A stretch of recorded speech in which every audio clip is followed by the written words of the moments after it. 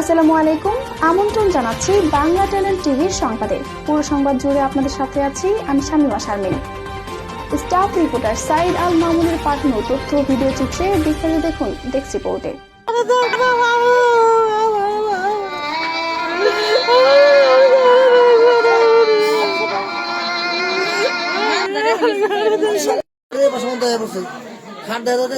খাটের ওই বসা করছে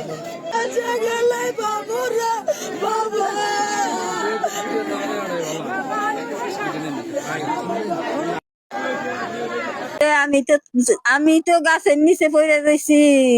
আমি খালি ভেবেছি বাসা আমার এইটুক খালি বাইরে রয়েছি, আর হেন আমার গাছের নিচে ব্যথা হয়ে আমার ভেঙে চলে গেছে।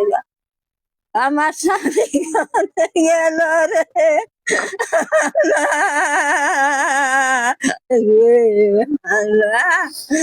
আমি না কারেন্ট হয়ে থাকবো রে।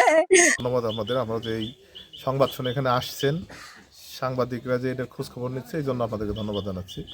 আসলে আমি 5 নং বানাইল ইউনিয়ন পরিষদের চেয়ারম্যান, আমি আব্দুল আল মামুন সিদ্দিকী। আমার পরিষদের একদম পাশেই ঘটনাটি।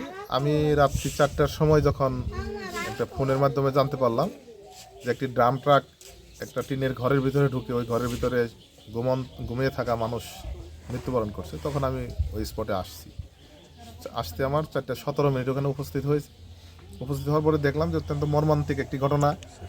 কারণ একটা মানুষ তার ঘরের ভিতরে ঘুমিয়ে আছে, সে জানেও না যে এই ঘরের ভিতরে তার গাড়ির চাপা পড়ে মারা যেতে হবে।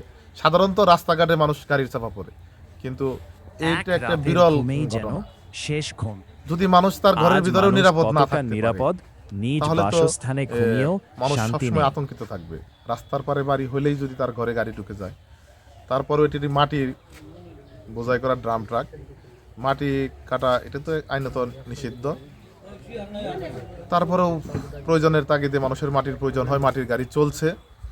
তো এই বিষয়টা আমি প্রশাসনের দৃষ্টি আকর্ষণ করছি। শনিবার রাত 2:40 ড্রাম ট্র্যাকের চাপায় শেষ নিঃশ্বাস ত্যাগ করেছেন নাজিমুদ্দিন নামে এক বৃদ্ধ। আহত হয়েছেন তার সহধর্মিণী। পুলিশ ও এলাকাবাসী জানান, উপজেলার জামুরকি ইউনিয়নের চুকুরিয়া এলাকায় অবৈধভাবে লৌহজং নদের পাড় থেকে মাটি নিয়ে ড্রাম ট্র্যাকটি পাকুল্লা লাউহাটি সড়কের পাচামারি গ্রাম হয়ে পশ্চিম দিকে যাচ্ছিল। এ সময় চালক নিয়ন্ত্রণ হারালে সেটি রাস্তার পাশের টিনের ঘরের বেড়া ভেঙে সামনে থাকা আধা পাকা অপর একটি ঘরের দেয়ালে গিয়ে থেমে যায়।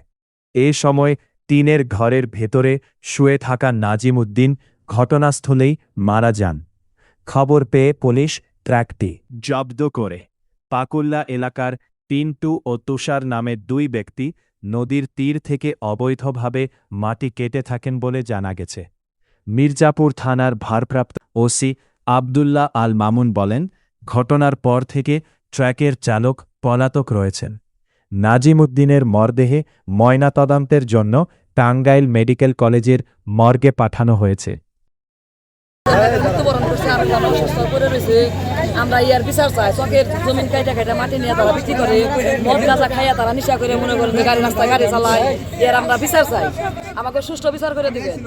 মুরব্বীরা নামাজ পড়তে পারে না, এই জায়গায় মাদ্রাসা আছে, বাচ্চারা মসজিদে যাইতে পারে না, আমাকে ইয়ার একটা বিচার করে দিবেন। আর কিছুই চাই না, আপনার কাছে দিবেন। স্যার মদ খেয়ে চালাইছে দেখে তো মনে করেন যে গাড়ি দেন না, কোনো রাস্তা কোন জায়গায় আর গাড়ি গেছে কোন জায়গায়। আমার সোনার বাবার বিচার চাই, আমরা বিচার চাই।